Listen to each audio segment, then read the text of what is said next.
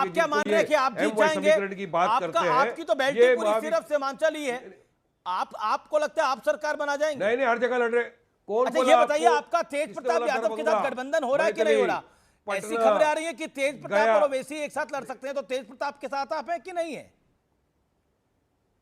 नहीं, फिलहाल तो हमारा गठबंधन बन गया ना बिहार के अंदर। एक हमारा बन गया, ये 2 पार्टियों के साथ तो गठबंधन हुआ है, मौर्य साहब के साथ पार्टी के साथ हुआ है, फिर आज चंद्रशेखर आज़ाद जी की पार्टी के साथ कल गठबंधन अनाउंस किया हमारे बिहार के जो अख्तर ईमान साहब थे उन्होंने। तो गठबंधन तो हमारा हुआ है, तीसरा पूरा मोर्चा तैयार हो रहा है, ग्रैंड डेमोक्रेटिक अलायंस तैयार हो चुका है, जो हक की बात करेगा, इंसाफ की बात करेगा। आपको लग रहा है कि कांग्रेस और राजद कंपटीशन नहीं दे पाएगी, आप लोग कंपटीशन की बात करेगा, डेवलपमेंट की बात करेगा। जी क्या बोला आपने? तो क्या आप कह रहे कांग्रेस कंपटीशन और कांग्रेस कंपटीशन नहीं देते पाएगी बीजेपी को, आप दे पाएंगे, लेकिन आप तो वोट कटुआ हैं। ये तो चाहते ही नहीं है बीजेपी को हराना। अरे ये कांग्रेस हो या आरजेडी हो, ये चाहते ही नहीं है बीजेपी को हराना, एनडीए को हराना। वरना हमने तो पहले कहा था आओ साथ में गठबंधन करते हैं ताकि सेकुलर वोटों का विभाजन नहीं हो, मिल के हराएंगे बीजेपी को, एंश्योर करेंगे एनडीए की सरकार नहीं बने। 6 सीट मांगा था अमीश भाई, 6, 5 तो हमारे एमएलए थे ही, एक और मांगा था अलायंस करो, नहीं किया क्योंकि ये चाहते हैं विभाजन होने दो। अब इनकी मर्जी, इनको जो करना है करिए। अमीश भाई हम तो पूरी ताकत के साथ लड़ रहे हैं, बिल्कुल पूरे फोर्स के साथ लड़ रहे हैं। चिल्लाने का नहीं, पप्पा पप्पा मेरी चॉकलेट छीन ली, मम्मी मम्मी मेरा दूध का गिलास ले लिया, फिर बी टीम सी टीम ए टीम डी टीम नहीं करने का। और ये हमने जो ऑफर दिया इसको हमारी कमजोरी नहीं समझना, हमारी ताकत है जो हम आपके पास आए और हमने कहा कि आइए साथ में गठबंधन। ओके अतुल पाटिल जवाब। मगर आपको नहीं, आपको हराना नहीं चाहते हो, आप हराना नहीं चाहते हो बीजेपी को, साफ है, देश ने देख लिया। हम लड़ रहे हैं अमीश भाई, और हमको यकीन है। ठीक है, अब बारिश फरहान अतुल पाटिल को भी सुन लीजिए 40 सेकंड। अतुल पाटिल जी, क्या हुआ, अपने अस्तित्व का जब सवाल खड़ा होता है ना तो इसी तरह की छटपटाहट होती है। अब तक तो बीजेपी की बी टीम करके काम कर रहे थे, तब तो जरूरत नहीं पड़ी, तब तो कभी पापा मम्मी जरूरत नहीं लगा। बोलेंगे पापा मम्मी हमें चॉकलेट चाहिए, कांग्रेस ये करेगी। मुझे बताओ, पापा पापा मेरी चॉकलेट छीन ली, मम्मी मम्मी मेरा दूध का गिलास। अरे तो क्यों गठबंधन नहीं किया? चलिए बताइए। अरे 14% का अगर यादव बन सकता है तो 19% का मैं बात कर रहा हूं ना, आपके बीच में तो बोला नहीं मैं। 19% मुसलमान को टिकट नहीं देंगे, तो बोला नहीं मैं। उसको गठबंधन में आप नहीं लेंगे, बीच में तो बोला नहीं मैं। फिर ये एमवाई समीकरण की क्यों बात करते हो आप लोग? नहीं, आपके बीच में तो नहीं बोला मैं, आपके बीच में तो नहीं बोला मैं, आपका शांति से सुन लिया। आप क्यों बीजेपी की जैसा बिहेव कर रहे हैं? कम से कम आप तो शांति से सुन लो। तो मैं कह रहा था ये छटपटाहट जो है वो स्पष्ट तरीके से दिखती है 2014 के बाद। जिस तरह से आपने बीजेपी को जितवाने का काम किया है, अभी कुछ बोलने मत लगाओ और मुंह खोलने मत लगाओ। जो विपक्ष का था सबको ईडी, इनकम टैक्स, सीबीआई का डर दिखाया गया, किसको नहीं दिखाया गया है ये पूरे महाराष्ट्र में और पूरे देश में सबको मालूम है। बीच में मत बोलो, बीच में मत बोलो, बीच में मत बोलो, बीच में मत बोलो, बीच में मत बोलो। मैं बोला नहीं था। अगर बीच में बोलोगे तो फिर वो आपकी क्या क्या ताकत है और ताकत से लड़ रहे होंगे लोगों को पता चल जाएगा। तो सवाल यह है, आप अपना लड़िए, आप अपना लड़िए। हमने कभी आपके ऊपर उंगली नहीं उठाई, आप उंगली उठाने की कोशिश न कीजिए। आप अपना लड़ाई लड़िए।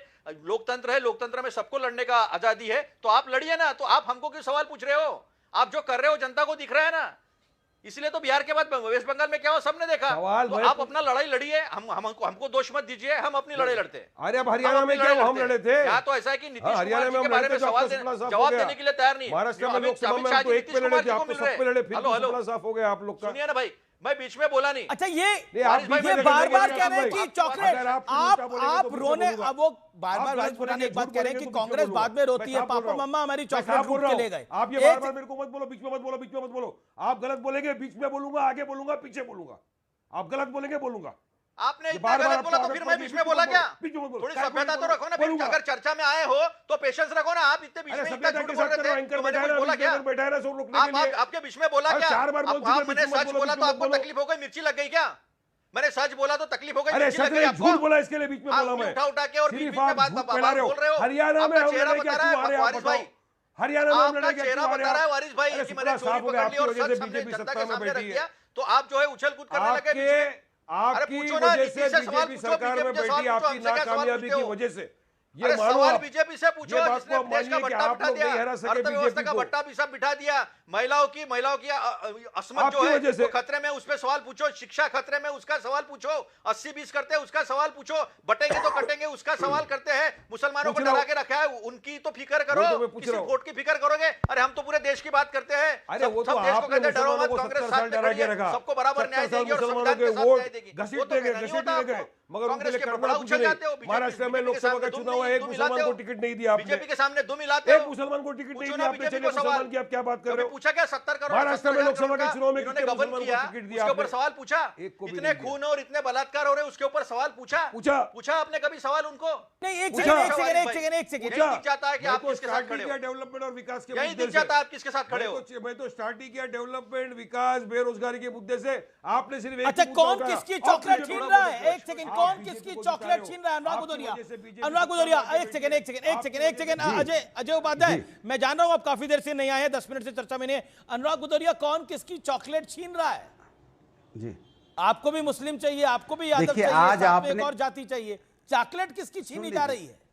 सुन लीजिए, आज आपने अजय की चॉकलेट, आपने अजय आलोक की चॉकलेट छीन ली। आपने 2 सवाल क्या पूछे, वो डर के मारे कह रहे हैं आप मुझे डांट रहे हो।